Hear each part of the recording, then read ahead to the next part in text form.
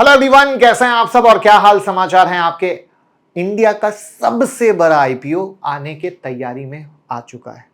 अब कब आएगा इसका भी थोड़ा थोड़ा आइडिया लग चुका है। तो क्या है कहानी जानेंगे, लेकिन उससे पहले कुछ आईपीओ खुले हुए हैं जो आपके स्क्रीन पर दिख रहे हैं। आप अप्लाई भी कर सकते हैं, अलॉटमेंट स्टेटस भी सब कुछ चेक कर सकते हैं। इसकी डिटेल एनालिसिस वीडियो अप्लाई करना है, अवॉइड करना है, वो भी मैंने यूट्यूब के चैनल पे बना दी है, वो भी आप देख सकते हैं। इनका ग्रे मार्केट प्रीमियम रोज चेंज होता है, वो भी आप हमारी वेबसाइट से देख सकते हैं। और साथ में एसएमई आईपीओ के बारे में भी पढ़ सकते हैं, हिंदी और इंग्लिश ब्लॉग। तो लिंक डिस्क्रिप्शन में है, आप आईपीओ की वेबसाइट पर जाएं, हमारी वेबसाइट पर जाएं और वहां से आप इसको खूब आराम से पढ़ें और मजा लें। तो चलिए शुरू करते हैं, लेकिन चैनल को भैया सब्सक्राइब तो करना बिल्कुल मत भूलिएगा, क्योंकि सब्सक्राइब रहेगा तभी नोटिफिकेशन आ पाएगी। तो देखिए, देश की सबसे बड़ी टेलीकॉम कंपनी रिलायंस जियो फाइनली आईपीओ लाने की तैयारी में लग गई है। और ये आईपीओ इंडियन हिस्ट्री का सबसे बड़ा आईपीओ होगा, जिसका जिक्र मैं वीडियो में करूंगा। तो चलिए कुछ डिटेल्स को जानते हैं जो कंपनी के ऑफिशियल पर्सन ने अपडेट किया है।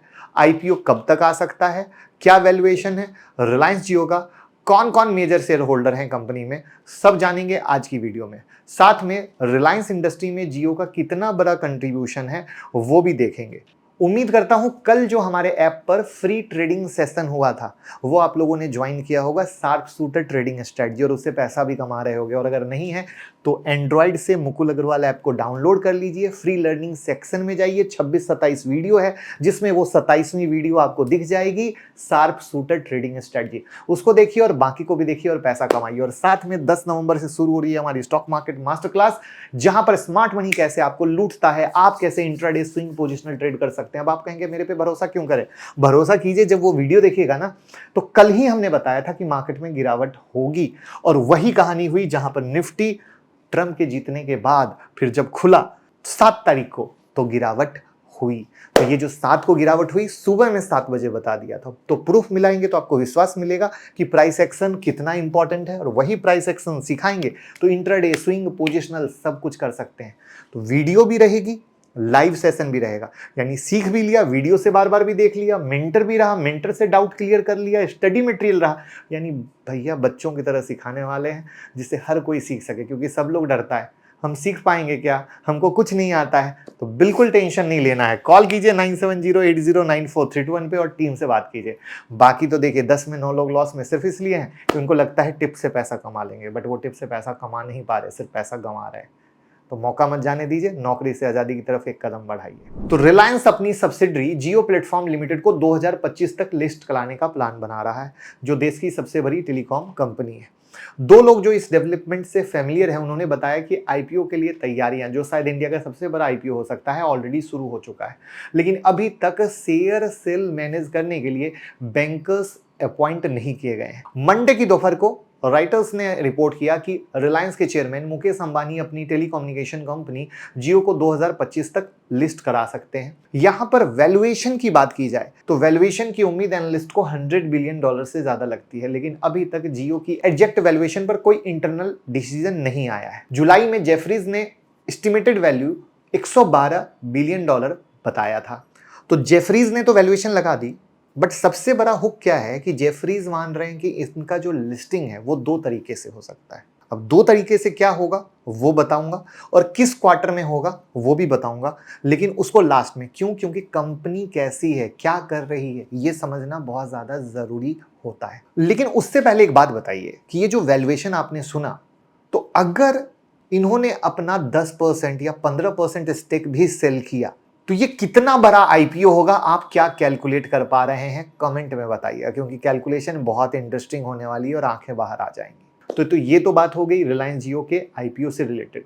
लेकिन अगर मैं आपसे पूछूं रिलायंस जियो के बारे में तो आप क्या जानते हो, तो आप बोलोगे एक टेलीकॉम कंपनी है, लेकिन कुछ और भी सर्विसेज हैं जो रिलायंस जियो देती है। तो अब रिलायंस जियो के बारे में समझते हैं कि वो काम क्या करती है। रिलायंस जियो इन्फोकॉम लिमिटेड, जो जियो प्लेटफॉर्म की फुल्ली ओन्ड सब्सिडरी है, ग्रुप का टेलीकॉम सर्विसेज बिजनेस हैंडल करती है और देश का 479 मिलियन से ज्यादा कस्टमर का वॉइस और डेटा सर्विस ऑफर करती है।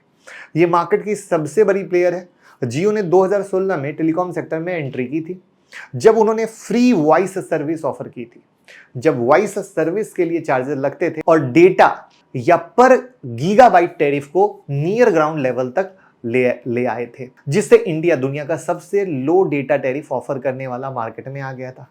रिलायंस जियो इन्फोकॉम के अंडर कुछ पुराने डेटा सेंटर, कुछ और डिजिटल सर्विस भी आती है। दूसरी तरफ जियो प्लेटफॉर्म ने कई स्टार्टअप में इन्वेस्टमेंट भी किया है, ये है इंपॉर्टेंट इन्फॉर्मेशन, जो इस एंटिटी की स्टेप डाउन सब्सिडरी है। ऑफिशियल डेटा अभी तक नहीं आया है, जैसे जैसे आईपीओ आता जाएगा ये सारे पत्ते खुलते जाएंगे। तो यहाँ पर एक बार सेक्टर और जियो के फाइनेंशियल स्टेटमेंट को देखने की कोशिश करते हैं। तो अगर हम यहां पर देखने की कोशिश करें तो जियो ने अभी एवरेज रेवेन्यू पर यूजर, जिसे ARPU कहा जाता है, टेलीकॉम सेक्टर का एक सबसे इंपॉर्टेंट की मैट्रिक्स है, उसमें 7% का उछाल रिपोर्ट किया है, जो 195.1 पर पहुंच गया है 3 फ्लैट क्वार्टर के बाद। यहां पर मैं आपको बता दूं कि अभी लेटेस्ट अपडेट के अनुसार जो ARPU है वो भारतीय एयरटेल का सबसे ज्यादा है। कंपनी ने सितंबर क्वार्टर में रेवेन्यू में 18% का ग्रोथ दिखाया, जो 31,709 करोड़ तक पहुंच गया।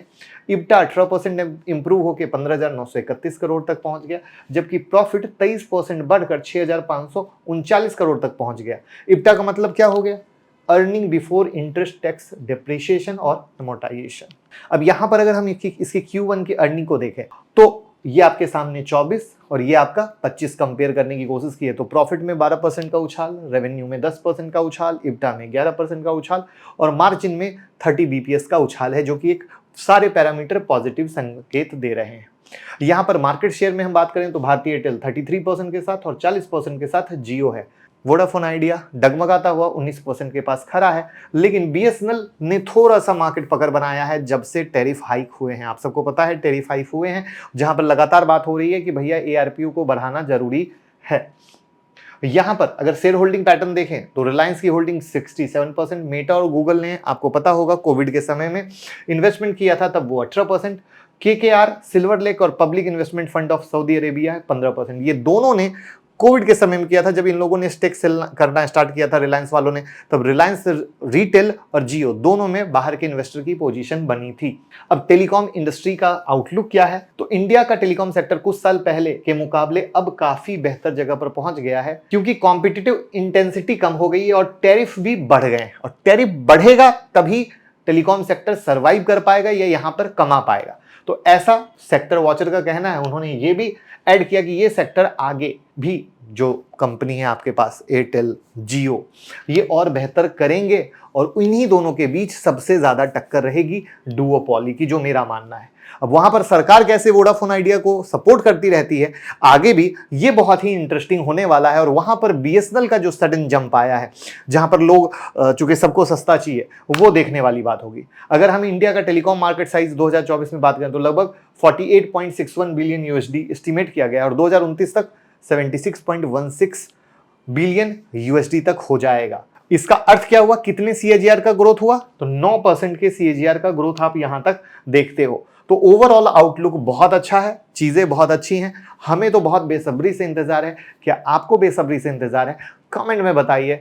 अब आते हैं इंपॉर्टेंट पॉइंट पर, जहां पर 2025 में Q2 या Q3 में ये IPO आ सकता है।